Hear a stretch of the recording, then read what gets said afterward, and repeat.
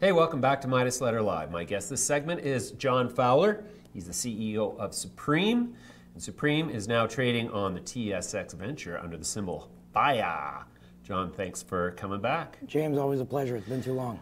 What has been happening lately with Supreme? You've been doing lots of stuff, seen lots of news. What's the upshot of what we're seeing in 2018? So we've got two primary initiatives on the go at Supreme, and one is completing 7 Acres development as Canada's leading premium rec flower brand. So I have a T-shirt that says 7 Acres. Fantastic. Yes. I hope you wear it with pride. I do, in fact. I think, you hear a lot of people talking about the flower business being something that's shrinking, being something that's small. We're seeing it's 40, 50%, sometimes more of mature U.S. markets. StatsCan recently said it's close to 80% of the Canadian market. I saw your tweet. It's a very hard market to do well in because, like growing wine, it's not just producing good grapes, it's finishing a good product. And that's where we really excel, and you're going to see a lot of education and content produced by Supreme, including some we put out today on our website and social, about how consumers can be empowered to make good choices to consume more enjoyable cannabis. Not stronger, we're not focusing on effects, we're focusing on the ritual of consumption that I think when you look at spirits, when you look at the beverage alcohol industry, when you look at the coffee industry, how you consume and the rituals around that are very important to building brand loyalty.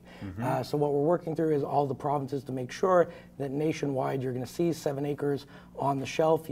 Even if we can't get as much branding as maybe we would have liked to be on the shelf, the product is going to be there. And at the end of the day, the package is just one extension of the brand. And we're really building a brand around authenticity to the product and really engaging and leveraging our superior consumer knowledge. On the other side of it, what we're looking forward to developing is a strong medical strategy anchored by our investment in Medigrow in Lesotho.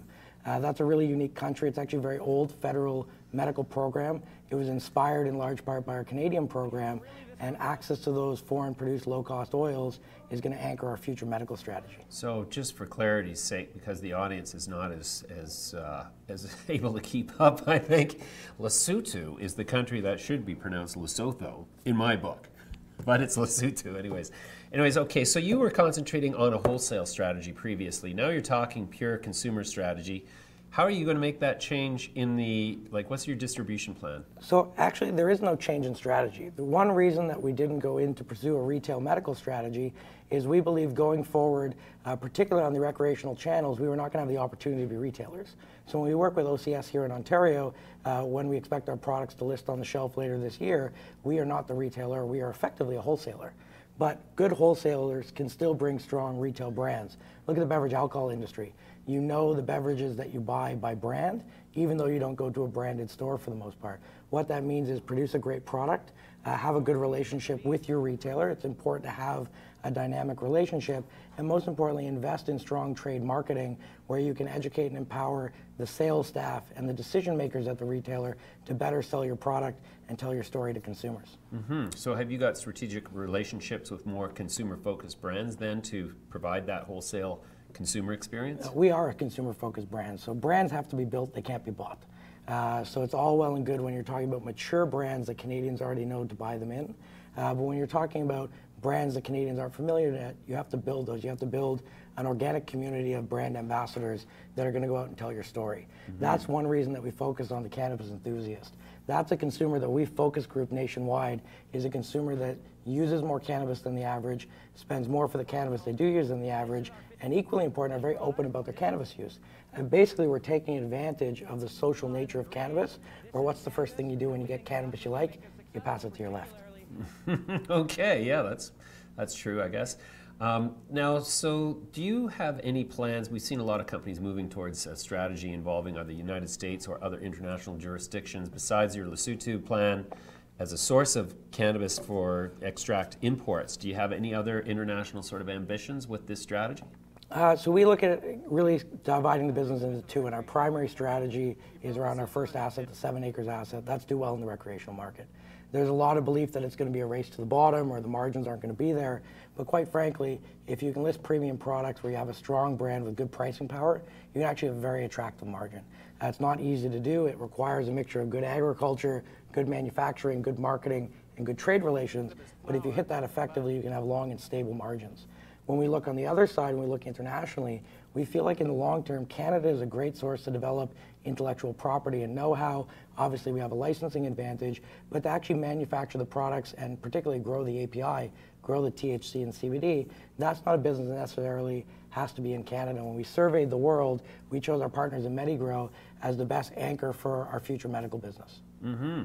Okay, so then what's your product profile look like right now? Last time we visited your site, you were harvesting WAPA 21, I believe, and it just looked fantastic. Are you branching out into, you've got more than just WAPA 21, I'm assuming, and do you have any more focus on like CBD dominant strains versus THC dominant strains? And are you, I mean, you're talking a lot about the recreational side, but what is the real focus on the medical side in terms of your strain selection?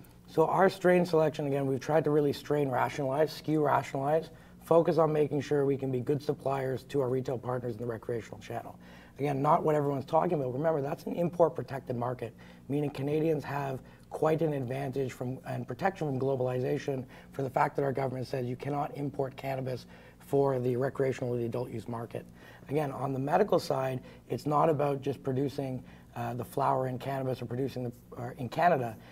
We are partnering with companies like Bliss and Namaste, where we have 1,000 kilo take-or-pay agreements at a very favorable price. And a key there is there are take-or-pay agreements that shows the confidence in our product and our supply chain. But long-term, our medical strategy is a global one and one that's anchored in our investment in MediGrow. Mm-hmm. Do you find yourself the object of other companies' takeout ambitions at all? We might be, but I'm not too worried about that. We have a strong group of inside ownership and a strong shareholder base that believes in what we're doing, believes to be a premium brand, it's hard to do it as part of a larger conglomerate.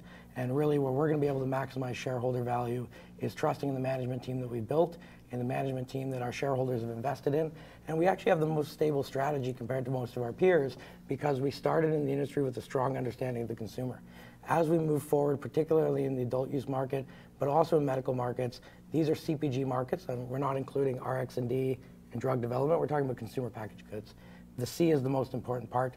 That's the consumer, and you have to have a preferential understanding of what drives them to make consumer decisions. Mm-hmm. All right, John, we're going to leave it there for now. Thanks very much for the update. Fantastic. Always a pleasure, James.